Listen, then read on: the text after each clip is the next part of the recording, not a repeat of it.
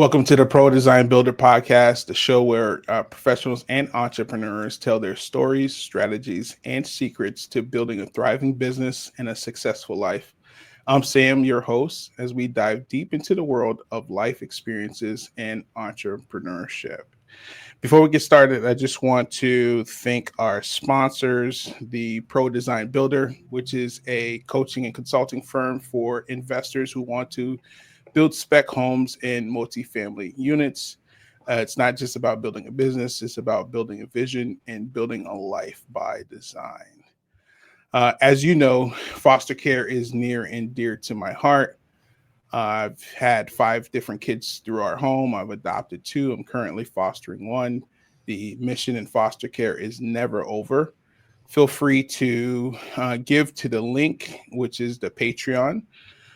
Some of the initiatives that we care about are things that has helped us as foster parents. You know, sometimes having an additional meal where you don't have to worry about anything. And me being the primary cook, I could tell you that's a great help. So we provide stuff like that. We provide beds for foster and adoptive parents, whether it's cribs or bed for a transition.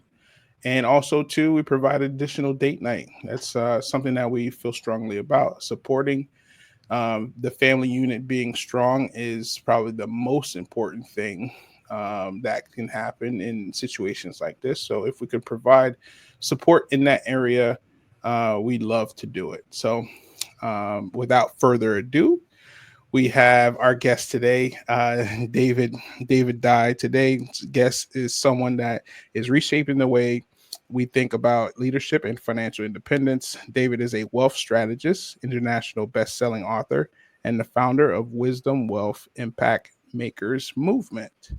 So just wanted to say thank you for coming on, and feel free to share a little bit about yourself.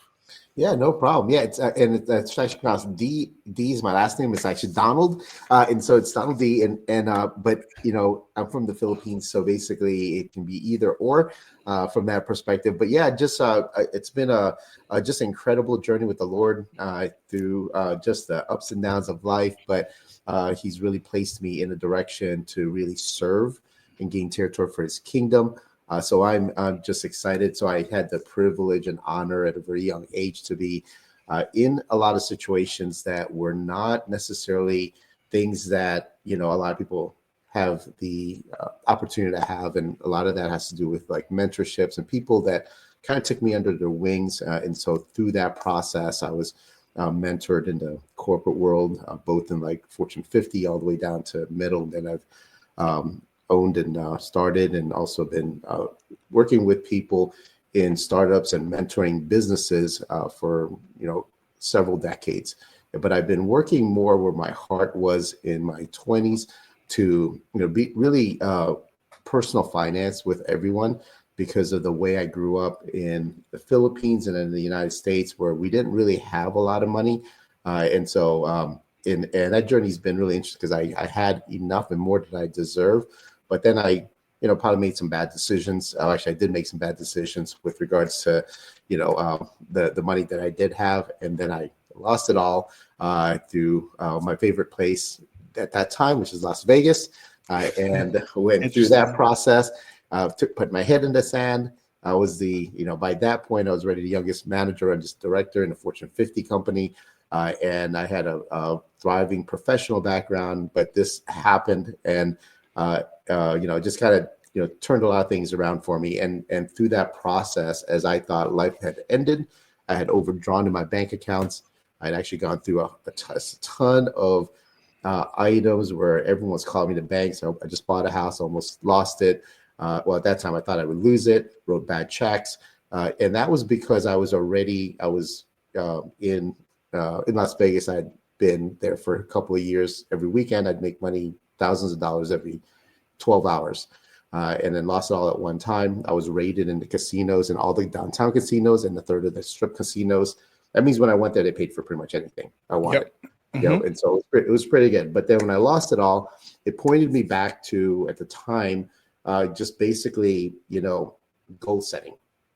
And then from that process, it got me to visioneering, subconscious programming, and a lot of stuff that really was more personal growth, personal development. But once I kind of straightened out everything, I basically in my head and started to move forward, I decided to put a set of goals to retire at 40, and with certain metrics that was behind me, and I made my first million in a year.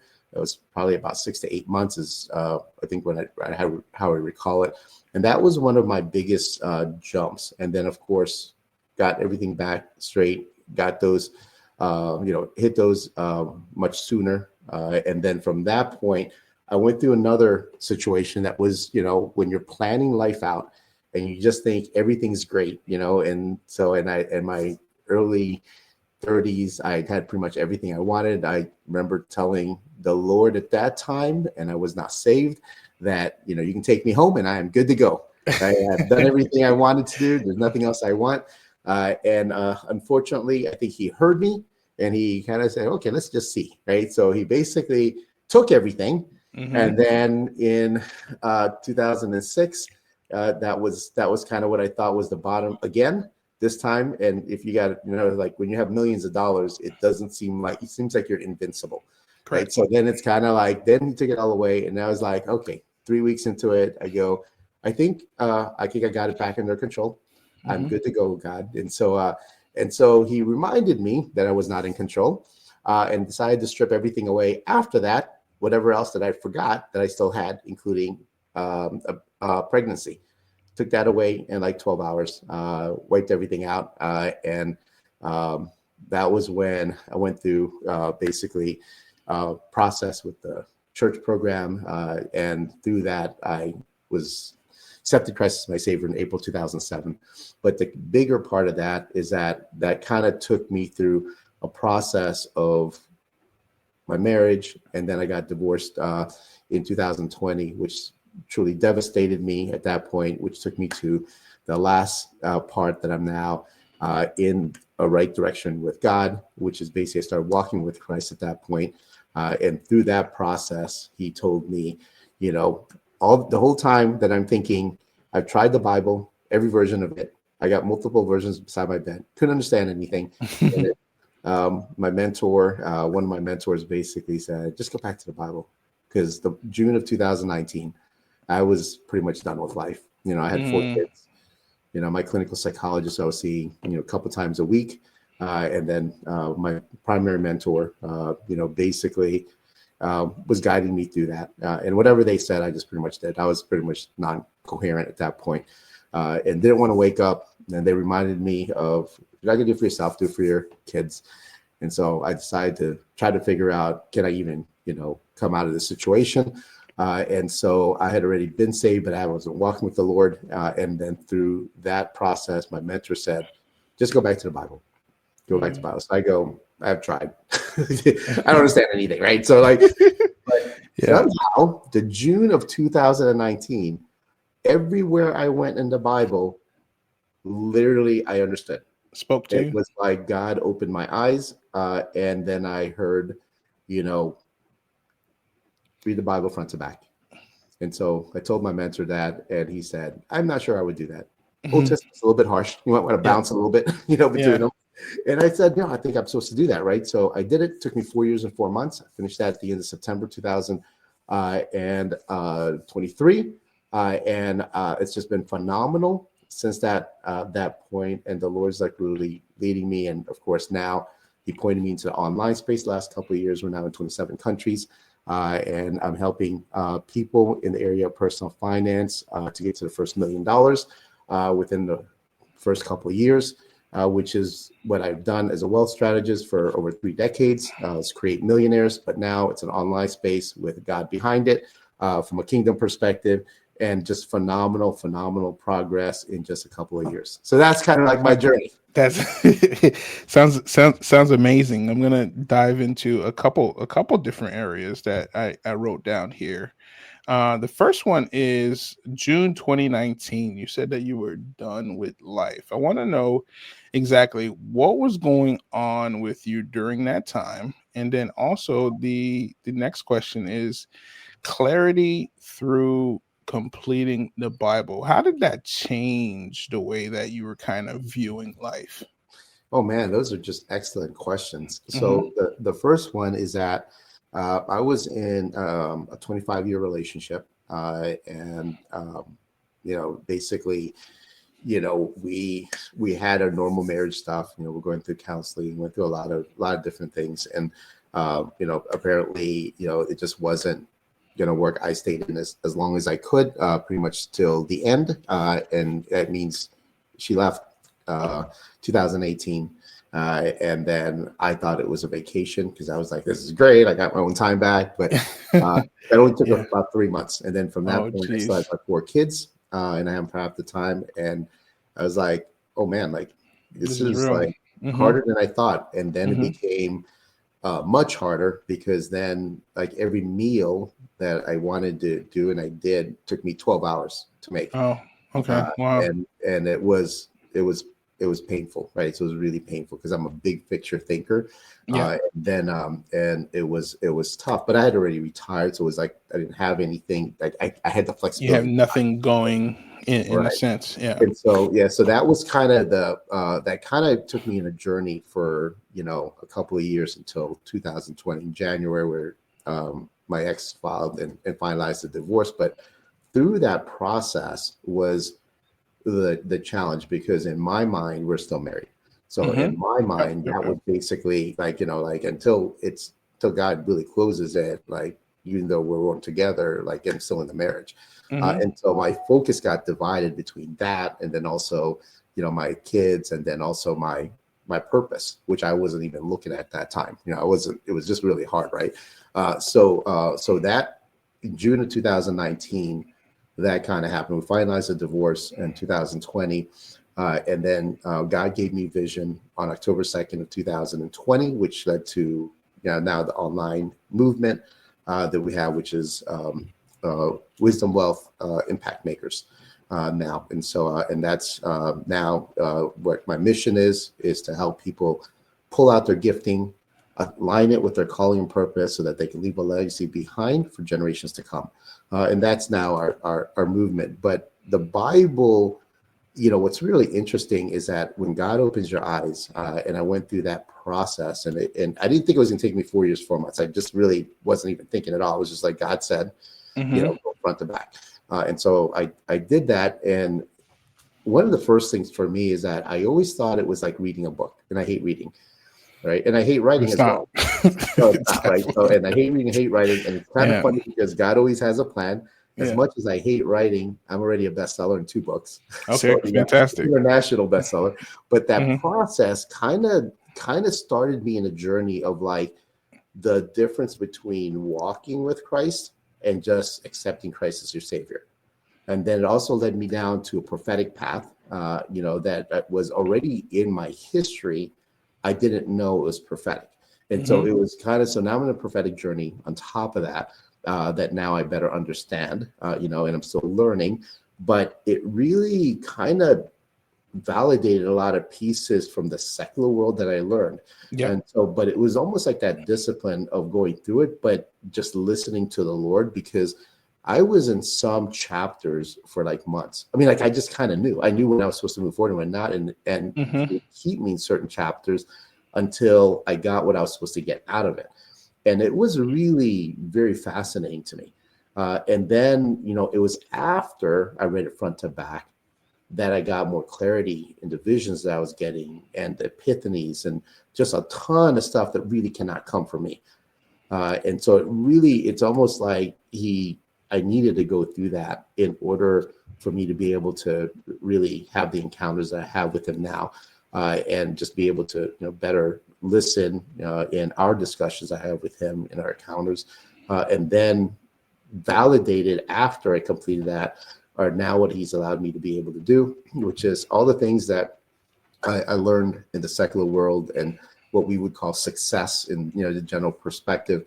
Now I can see the validation in the Bible, and so in a lot of the pieces that I used to say, but not from a biblical perspective. Correct. Yeah, this makes more sense, right? So it's like that's why that works, and that's why this is this way. So that's been just the walk has been incredible. from that perspective. Yeah, I think a lot of people, not a lot, a ton, right? They take these principles, they don't want to say that they're biblical principles, right? And then they use them and they use them in a different form, but they're all, biblically, based.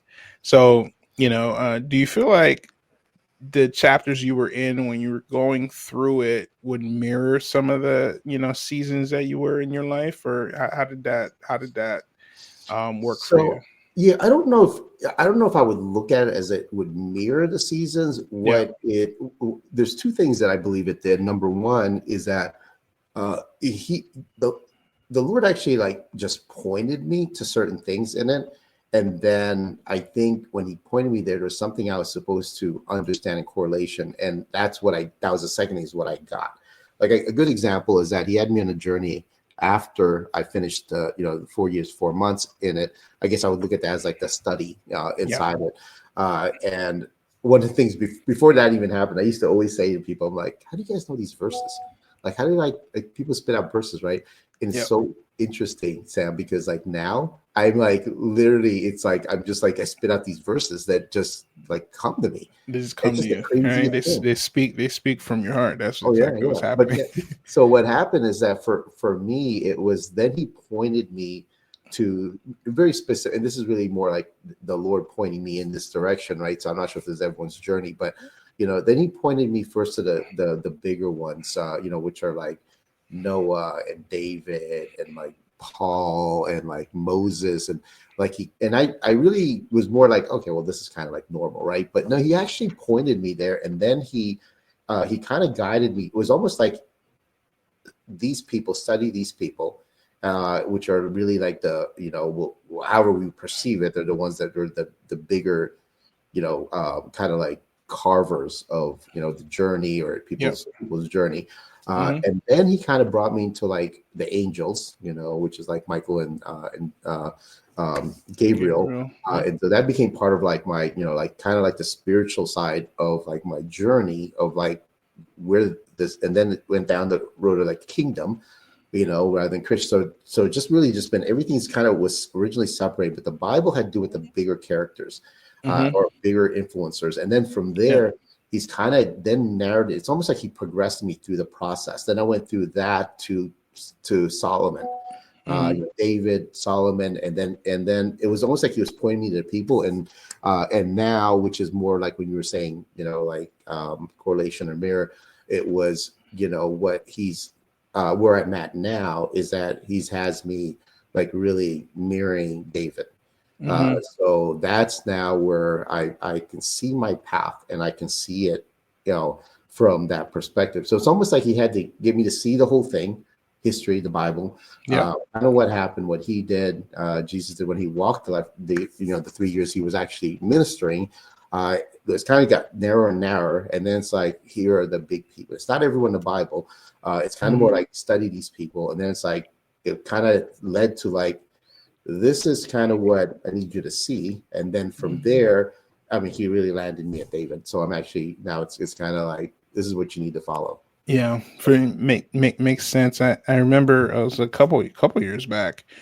I had went through the book of Revelations. I did a study on it, and then where I ended off after that, after the revelation was, I mean, you know how the story ends.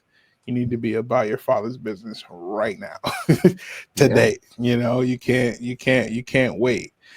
So me being just purpose filled with the mission that God has me on, and the things that He's done for me in my life. I shouldn't even be here, right? So to be able to have breath in my life and to be able to kind of just speak so openly is truly a gift.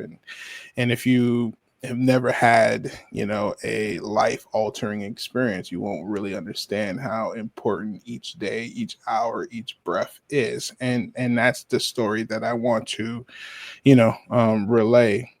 So thank you for for sharing that. So what is Wisdom Wealth Impact Makers all about?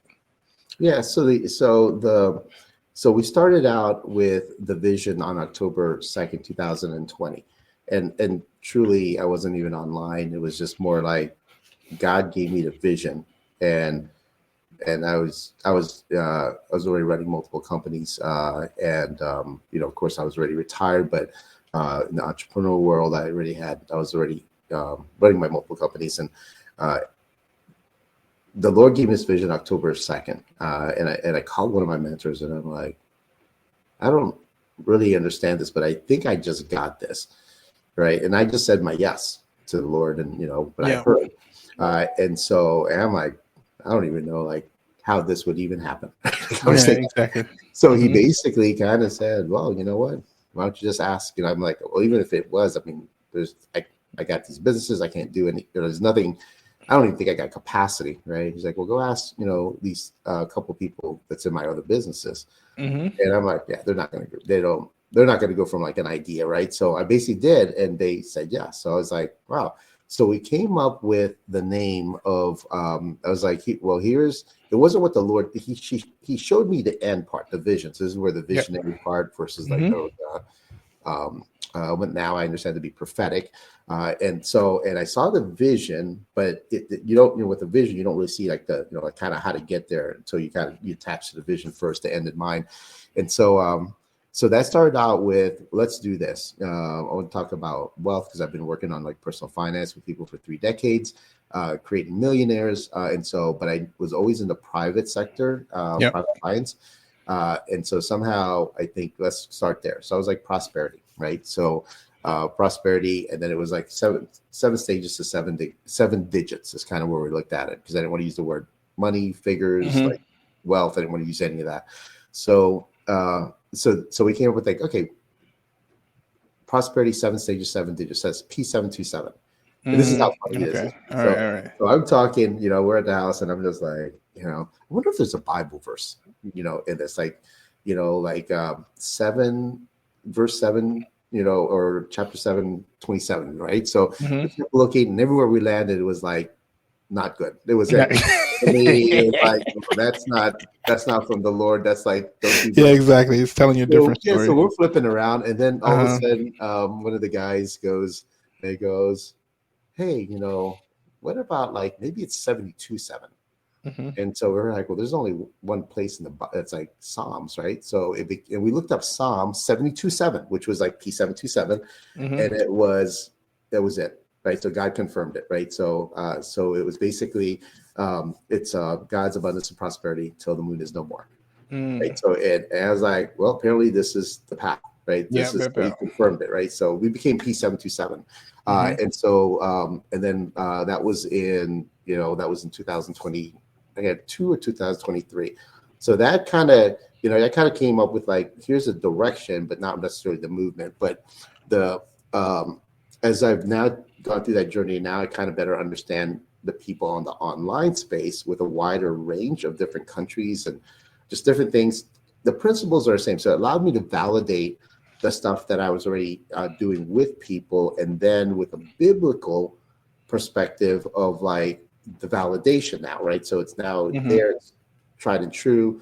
It's also in the Bible, confirmed. And so the Lord gave me last year the clarity in first quarter of what I'm supposed to do towards the vision, which is basically pull out people's giftings, give them clarity and alignment to their purpose, and then so that they can, in his exact words, leave a legacy behind for generations to come.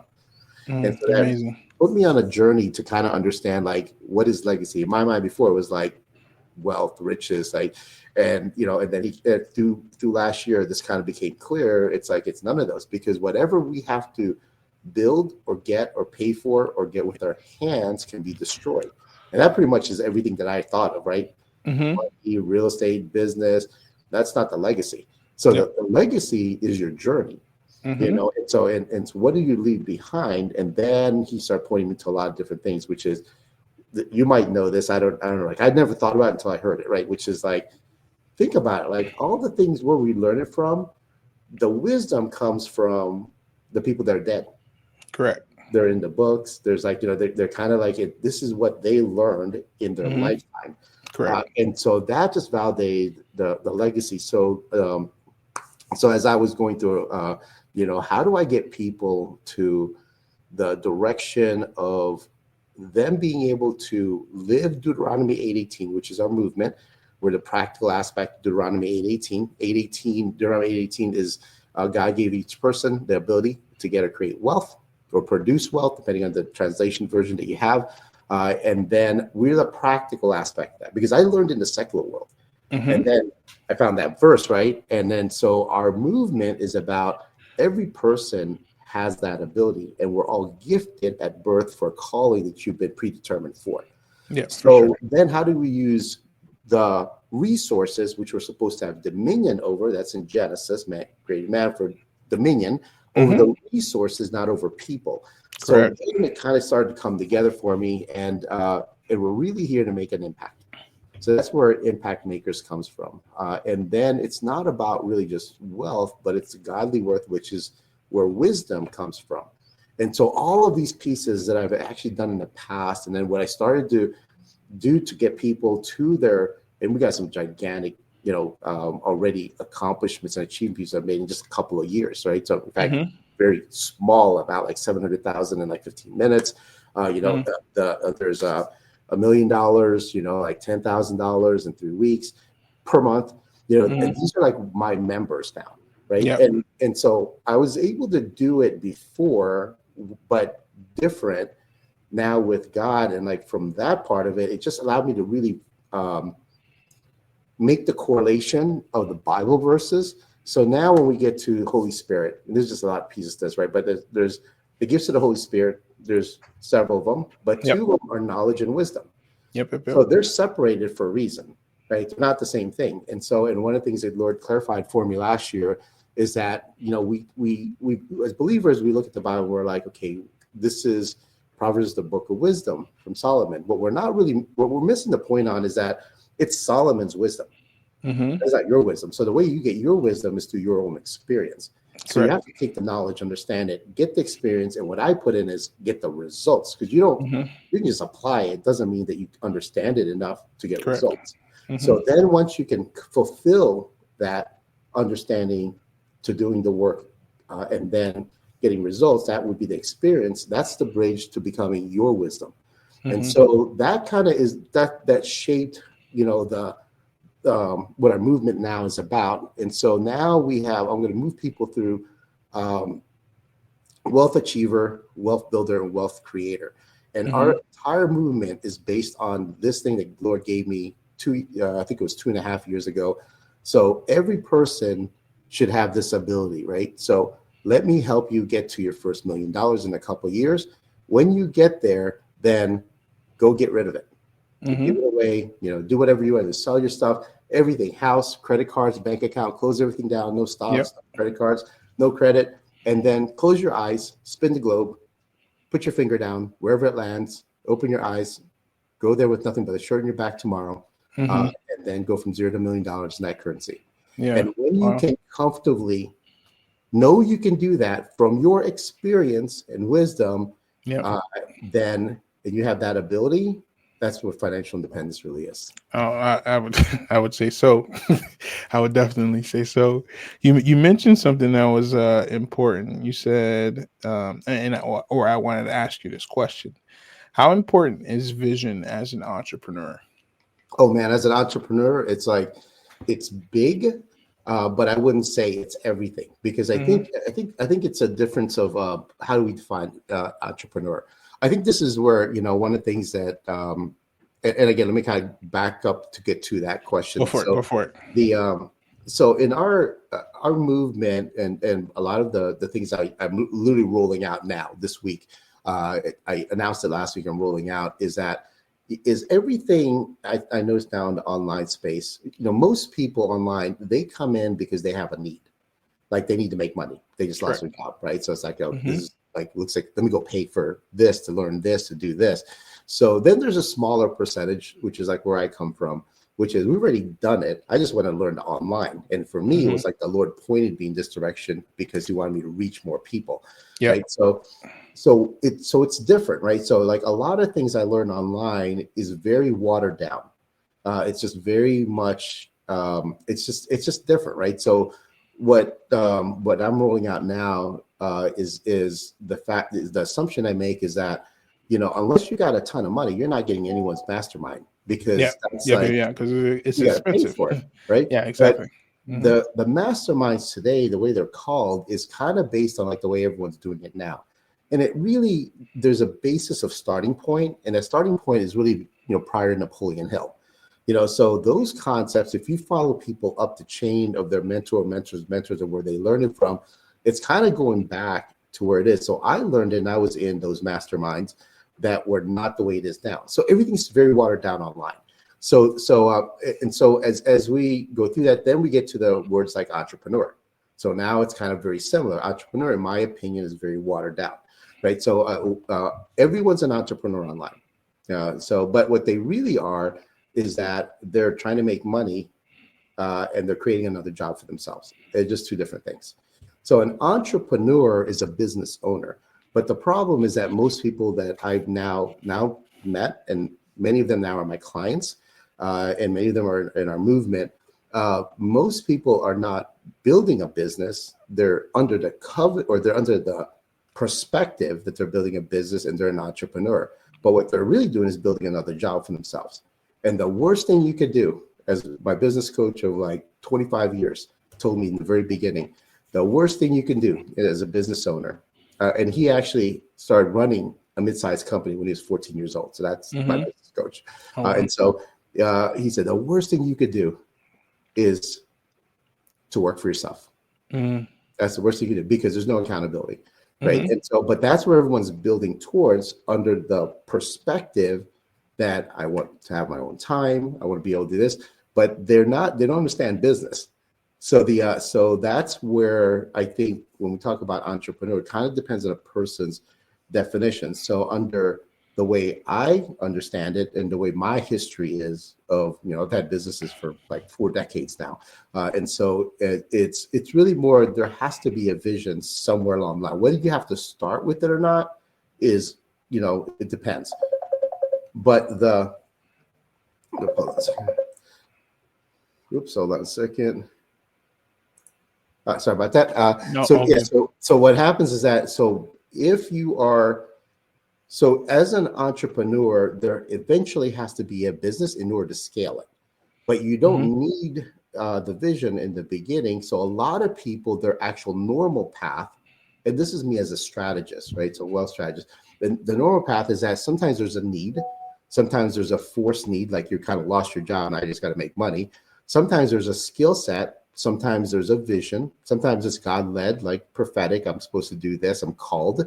So I think a vision eventually has to be there in order for it to scale and leave a legacy, which basically means it survives after you.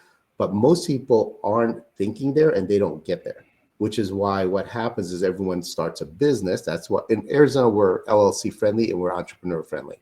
That means, you can look around, like 9 out of 10 people in any street probably has an LLC and a business. Yeah. Right? But that's very different than like what happens when you die. God calls you home, right? Yeah. And most of them, that's the business. It goes away. Because what I'm noticing online, and this is kind of where I'm trying to help people, is that, it's really, you're not building another job. What you need to do is a business. And the first thing is understanding financials. And the second thing is understanding, business. And neither one of those, you got to kind of like be further along before people start actually trying to seek that information. And so the biggest mistake I see with people with that area is that they're looking at the income that they need to make, which is a income statement perspective. A business, that's a starting point. A business is basically more of like, what's the valuation? And that's a balance sheet issue. And I think that's a gigantic part of it. And I think that comes with like, what are you trying to do with the end in mind? And most people don't have an end in mind. Like a business is really more like, when do you sell it and how do you sell it? And what are the 3 options and what year is that? And no one thinks that way, which is why I think people, spend a ton of money and ton of direction, and they're chasing something that they're really just making better for them for like another job, which is why it ends. Yeah. That perspective. Mhm. So I think It it's important. I just think if you're going to scale and you're going to have a purpose like we have as Christians, an end in mind, right? So then you're walking towards it. But most people don't have an end in mind. Their business, yeah. it's not even a business. It's really just another job Mhm. under the No. label entrepreneur.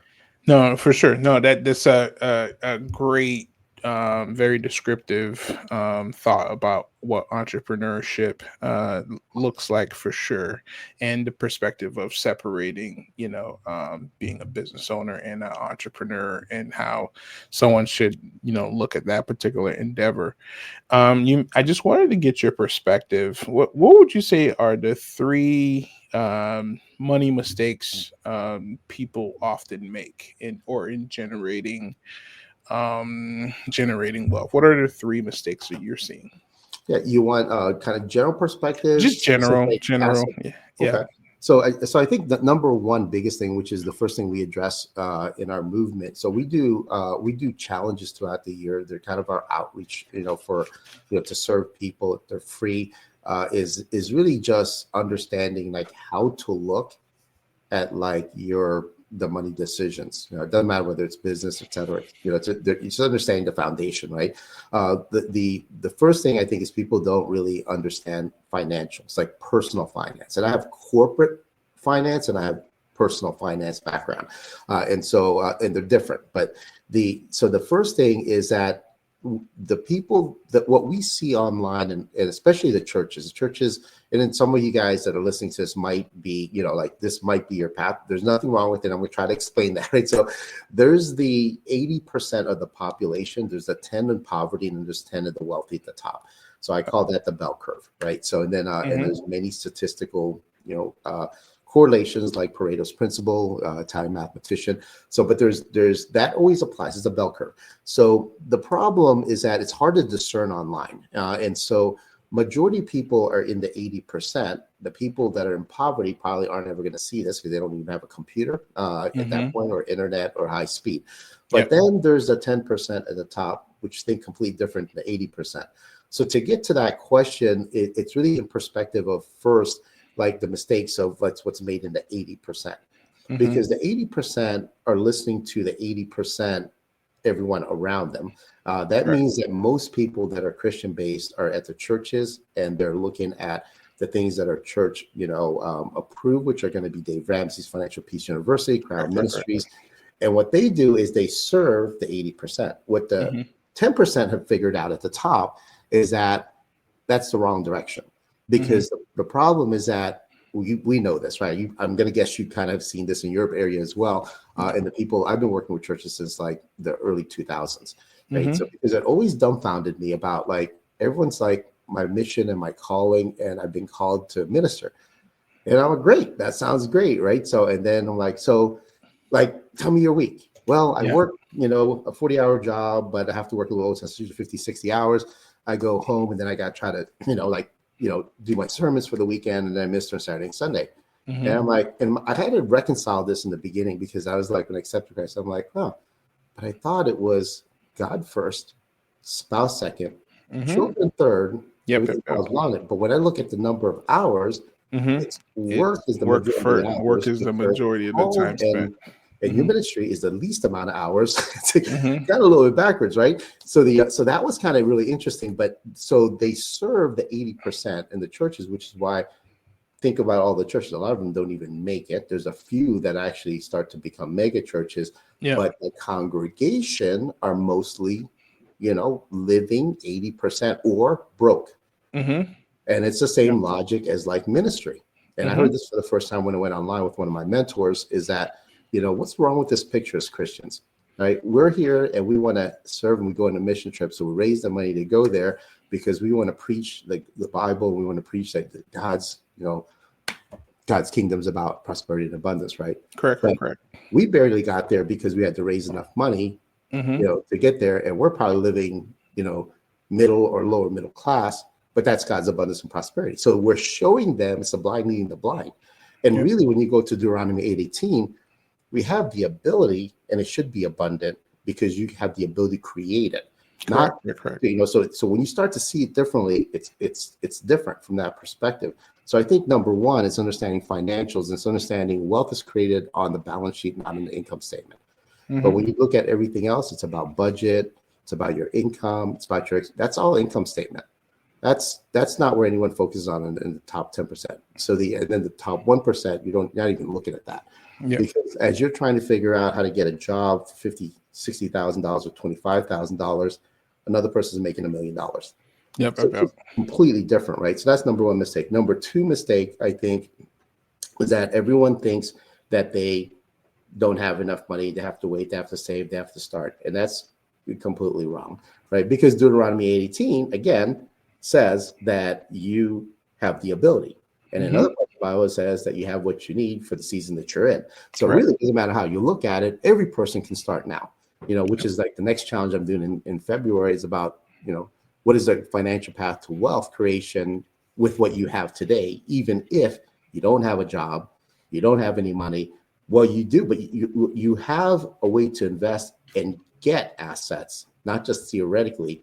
And how do you do that? So number two mistake is that people don't think that they have anything, so they're going to try to save up, which is what everyone says in the 80%.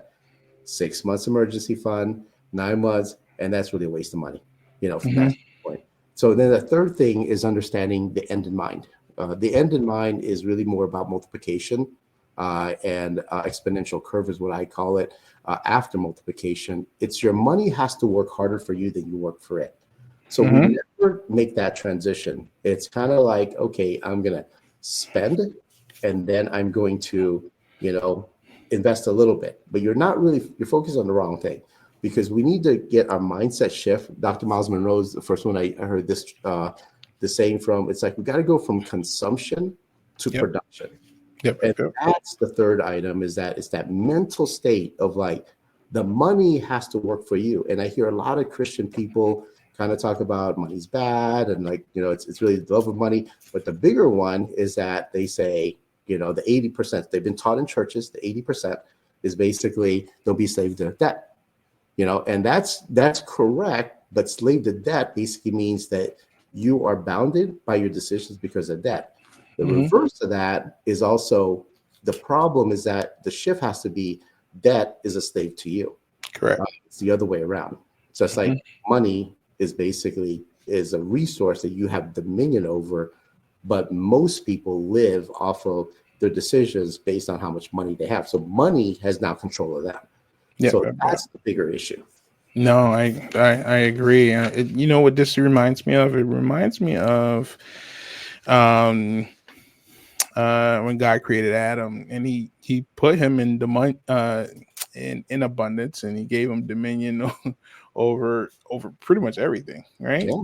And he wasn't in lack, and he gave one choice that he said, all right, I just don't want you to do that one thing, right? And we had a sermon the other day, at our church, saying there was there's over 300,000 trees. So 300,000, opportunities. And he said, no, this is the one that I said, hey, don't do that. Right. And it just kind of gives you the nature of the abundance that, God really wants you in, because that's the original setup, that he has. So thank you for sharing that. I would say, what is your principles on scaling a business or an operation, or how should one look at that? Yeah, so I think if we look at it from a perspective of entrepreneur, so an entrepreneur is basically, from you start something and then you build a business and then we scale. So that's one direction. There's a couple other directions depending, like if you buy a business versus if you're in a business, you take it over. So there's a couple of different ways to look at it, but let's take the assumption of an entrepreneur, right? So it's usually almost everything, when it comes to, at least for sure, career, finance, wealth creation, is more of seasons, and it's moving through the seasons. Our life's about seasons, right? There's a good book on it's called Halftime by Robert Buford, Christian person. First half of your life versus second half of your life, going from success to significance. But our seasons, we also have our 20s. our Mm-hmm. 30s, and then we have like that middle stage, kind of like the bell curve, right? And then you got the retirement stage. And so in a business, it's kind of the same thing. I think it's understanding that progress through that process, and we're back to, you don't have to have the vision, like the end. You have to be a visionary, but there has to be a path, through that. And I think, one of those is, what does that path look like of evolution in the business, and starting with the end in mind. And so I'm going to describe it, and I'm going to tell you what the practical application is that a lot of people are missing. Perfect. So it's first more like, here's the idea. And then like, it's right, as soon as you come up with like, this is what I want to do, it's then what's the end in mind. And the first thing that people make a mistake on is the end in mind, because they don't have an end in mind. They just kind of have a picture of like, this is what I want to sell. Correct. This is what I think I'm supposed to do, right? That's not an end in mind. That's just a product.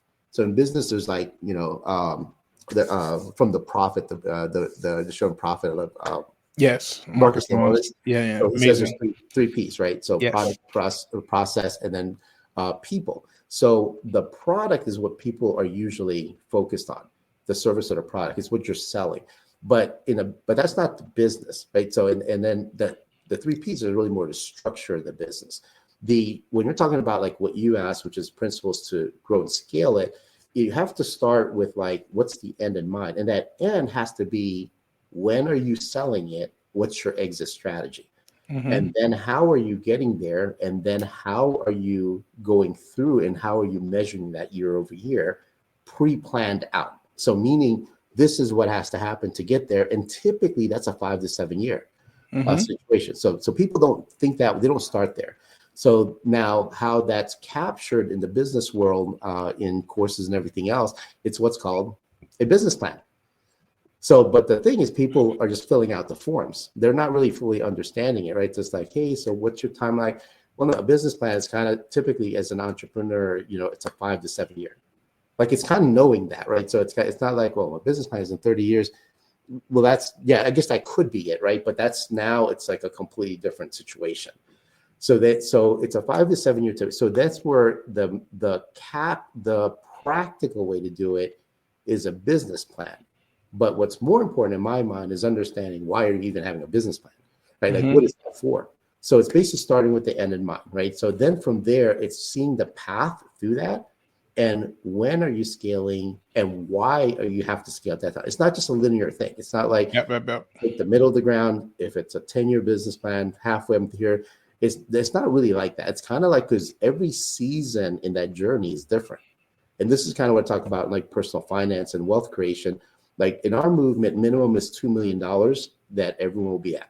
And I already have multimillionaires in just a couple of years. Right. But it's not really a linear path. To get to your first $1 million, there's actually multiple stages, but each stage is kind of different. But until you've gone through it, you don't really know. And my whole thing with everyone is that when you get to your first $1 million, first of all, no one wants to get rid of it. And I'm like, get rid of it. Right. So, and then the other part is that they're missing the other part of that, which is it's really the journey, because your first $1 million, you probably got lucky. That's just like pure luck. You got to do it at least several times. And then more importantly, in multiple asset classes. Yeah. That's really the journey.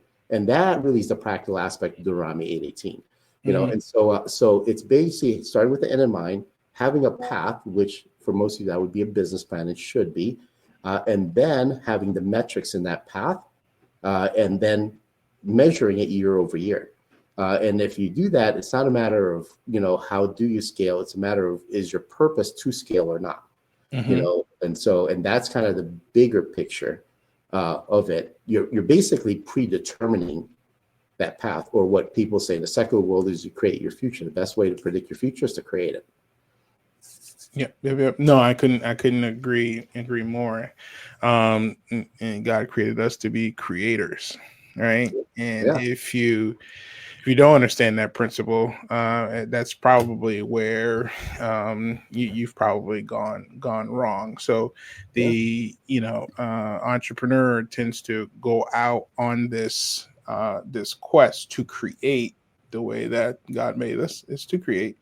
And in the end, if because it's a challenge, if they are successful, it leads to, a level of abundance, right? But if they're operating in the way that God created us to be creators, this is what tends to Yeah. happen. Yeah. So And what's hard about that is that as life in general in our walk with Christ is we don't really know because we haven't gone through it. So we don't mhm, know what that's supposed to look like. And correct. so, but that's where the definition of faith really comes in, right? Hmm. But faith has to come in where you have a direction. And the only way you have a direction is you got to have an end in mind. So for as Correct. believers, that's the end part for us, right? In Judgment Day, this is, and then for an eternity with the Lord in his kingdom, Hmm. spiritually and, however we want to look at it, but that's the end part, right? So then it's how do we get there? In my mind is basically your calling and your purpose that he has already created you for at birth. And Hmm. he gave you the gifting, your unique gifting, and your gifting was with the intent to serve for your calling and purpose. Correct. So it's the same logic on our walk with Christ, or as believers, is basically the end in mind first. What's the path, right? So what's the path? The path is your calling, your purpose, and then your discovery is your journey. And then you start with what you have in your hand today. What you have is your gifting. It's not what you think it is. It's basically it's what you already have. It's not like something you have to, Hmm. and that's kind of what you have in your hand. So it's really the same thing. Almost everything is the same at that point. Yeah. No, that's great. Great. This is great nuggets, filled with nuggets all over the place. Yeah. So I wanted to say, thank you for that. Similar to a lot of entrepreneurs, and I think I told you this on the phone, I've had shiny object syndrome, Mhm. right? Where you'll be down a certain path and then you in a way kind of, get distracted, so but one of the things we have in common is you use real estate as a vehicle to, grow wealth. So I just wanted to just share, how are you using real estate to as an engine to, in helping others as well and in growing Yeah, their wealth. so I've made millions in three of the four asset classes when you talk about wealth creation, and that's paper assets, real estate asset class, business asset class, and then commodities. Commodities, the only one I don't really. I have stuff in commodities, but it's really like more like leftover money than anything else. And Hmm. the reason why is because of the tiering of advantages. So, commodities is really kind of a base thing. If you have extra money, is really what it should be at, but you're not going to get wealthy off of that, right? So you can get lucky over a lifetime and purchase something really, like, in my opinion, probably luck, but it's too long of a process. The paper assets, there's multiple ways that you can do it in the paper assets, and many of the people in the regular traditional path, especially in their career and their life, like I was, go get a good grade, go get a good college, go get a good degree, go get a good job, work your way up. That's a traditional path, right? Yep. And so, and most people that traditional path basically are more focused on paper assets because that's where everything is led to in the bell curve. We're back in the bell curve. Hmm. And so, but that's also the starting point is messed up, right? Because it's not messed up. Let's just say from a kingdom perspective, it's not aligned, right? So it's not Hmm. messed up because there's going to have to be at 80%. Yep. So the first assumption is where it falls short. The first assumption is that everything is built for you to be an employee. So now we go back to, well, that wouldn't be biblical because biblically you're supposed to have your dominion. You're supposed to be a king or queen. A king and a Correct. queen is not that, but the system is built around it. So it's really, we have to change from that training of the environment and our culture and education system of like employee, which is consumption based versus production based. So Hmm. then from there, so there's some things you can do, and most people will play at the surface on that one, but the bigger ones are like margin and and basically option trading. That's a little bit more. So you get a little bit of that, but you're not really getting the full leverage. So then you got business and real estate. Those are two most biggest advantages because there's additional advantages. The big difference between the two is that unless you got a lot of experience in business comes and goes because most people don't have enough of the background. So Yep. in real estate's the easiest and the fastest. because you don't need a lot, and you can basically control valued assets.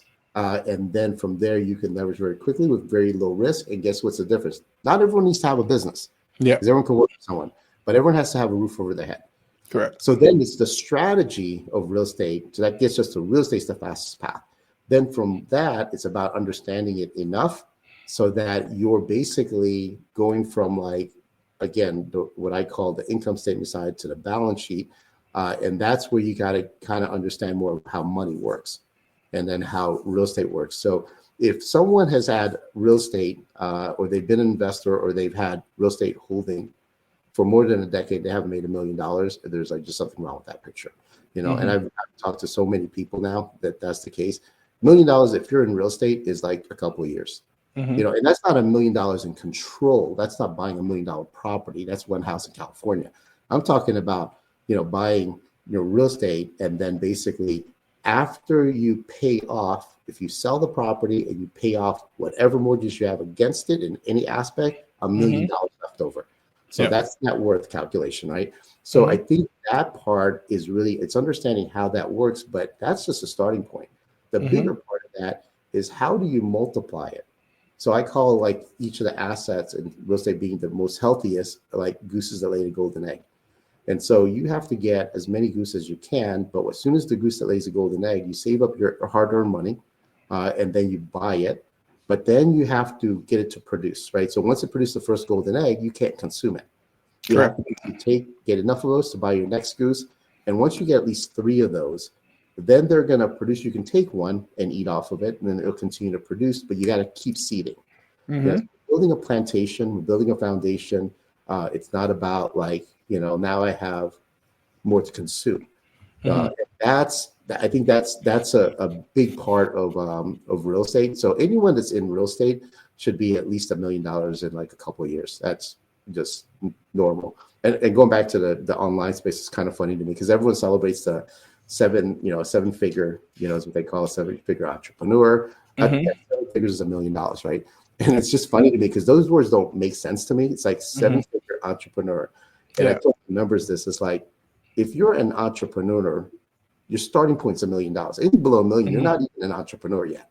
So it's kind of like what everyone's striving for and celebrating. I'm like, that's like your first step. Like, you know, that's an entrepreneur is like over that. So it's like, you know, so it's like everything's so watered down online, you know, from that perspective. No, that makes perfect sense. And, you know, kind of what you're describing is, it sounds like one of the books that I read recently, which is The Compound Effect, which just talks about continuing to your efforts being compounded over time to to create this greater outcome. They use things like, you know, working out. It's not the first day, it's not the 15th day, it's not the 100th day, but then after you looked at the body of work and you're like, wow, this really this effect has really, you know, taken hold. So if you don't mind just diving into the compound effect that you kind of just described to me. Yeah. So I think it depends. So compound effect is that's I call these like frames or paths. And so in our movement of frameworks, so the compound effect, it actually works in any kind of application, right? So it's basically, you know, it's basically taking what you have in gambling. We used to call that parlay.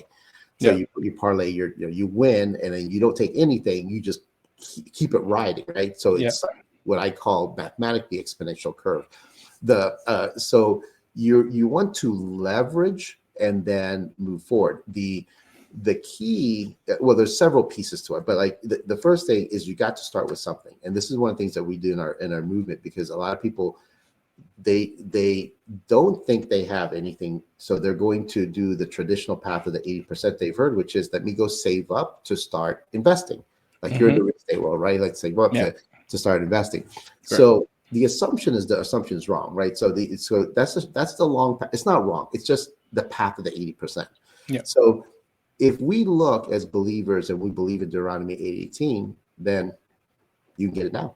So I'm highly specialized in creative financing. So one of the people I literally just met within a couple months, they bought a house in New York and made $700,000 on it, 15-minute transaction. And I showed them how to do that. Now, as soon as I say that to people that are in real estate as investors, they go, "Oh yeah," so they assumed a loan or they got like a mortgage, kind of like a owner financing. I'm like, no, it's on free. And we're turning it over to like $1.1 million, right? With none of their money, by the way, and they have already money. So that the rule I give them is that the first house you do with me, you're not using any of your money. And I have a long history of doing this with people, but it's the assumption is the starting point, right? So, but it's not that. It's basically the fact that I told them this is part of that compounding when you look at bigger numbers is that your first deal, before they did that, by the way, your first deal will be your worst deal. Right? And then it's not about what they were already in real estate for like 30 years. So it's not like they don't have any experience in it. They were flipping for the last, I think, 4 to 6. They were also on the title side. They were also a real estate agent. So, but everything I showed them is like completely opposite of all the stuff that they learned for like decades, right? So, and you see the results are different. So now they're on this path, which is the compounding and practical aspect. They just made $700,000 with pretty much nothing. We're making it like $1 million, $1.1 million. Target's $1.1 million. I'm going to take that and I'm going to make it 2 to 5 to 10. From like one first property, by the way. Right. So that's the multiplication part of it from a practical aspect that's actually measurable. So time is the same way, and so is like money. And it's understanding like you have to, it's not just you have something you got to start now because time is the biggest factor with money. And then it's the second thing is that now how is it working harder for you? So one of our key principles in our movement is the money has to, one, you have to tell it what to do before you get it. Number two is that it has to work harder for you than you work for it. Correct. So people are missing that and they don't know how to do it. So the path is what I call the wealth triangle. It's like you earn money and then you pay your expenses. And we all know about assets, right? Everyone kind of like, oh, I gotta get an asset, right? What they're missing is what I call the wealth triangle. The wealth triangle is basically you got to disconnect that. You can't pay for your expenses, right? So then how do you do it is the question, right? Well, your assets have to pay for it. So everyone knows that too. The question is how do you do that, right? And that's where it's more the wealth triangle, right? You have to cut the strings, and then basically all your earnings have to go towards assets, and you can only pay expenses from your assets, which basically means doesn't matter what it is, mutual funds, stocks, business. Like that's paying your expenses, but it's always hardest in the beginning because people, no one don't know how to do it, but they also make the assumption they don't know how to do it. But I go under the assumption of Deuteronomy 18, right? Which is like, guess what? Well, how do they do $700,000 15 minutes? Okay. From nothing, from scratch. I bet people, they put 10,000 their checking account after no job broke and couldn't pay their next bill. 20,000, not in real estate, by the way. None of those are real estate, right? So because it's understanding Deuteronomy 8:18. So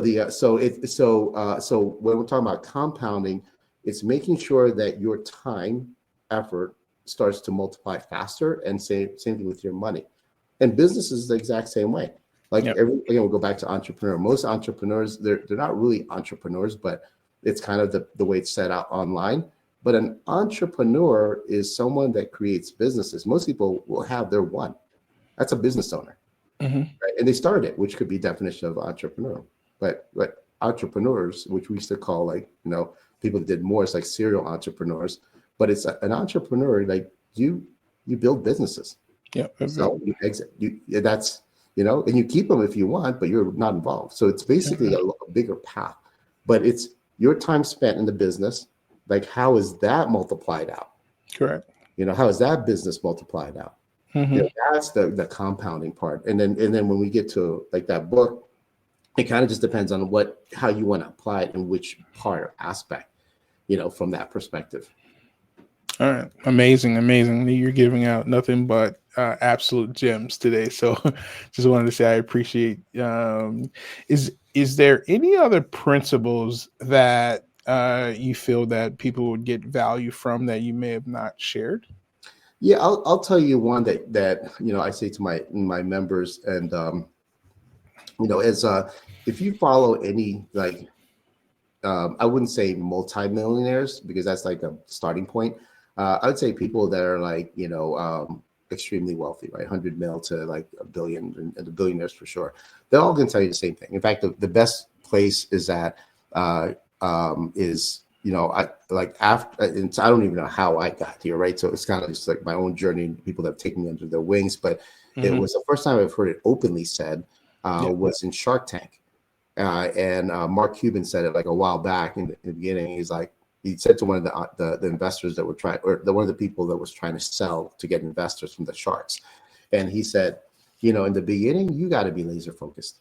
You got to be laser focused, right? So that means like you got to give up whatever you got to give up to do that. Now, that is absolutely true. So then in the way I used to say before I even went online, before I even heard that, it's the same thing when you're creating wealth, because I've been creating millionaires for decades now. I'm over like 3.5 decades, I think now, or about 3.5 decades. So I did it, and then I taught it, and then I've created the outcomes on top of that, with people for over 3 decades. So it is about that. And that's why what I try to tell people in our movement is that your $1 million is the first one. The reason why you can get rid of it is because you got to be laser focused. So the problem is that we tend to get to, like, as entrepreneurs, right? We get next shiny object because we're just like, oh, this one looks good. Yeah, like exactly. I got this. Exactly. I've been there. I got this vision from the Lord, right? Or I feel Yeah. called to do this.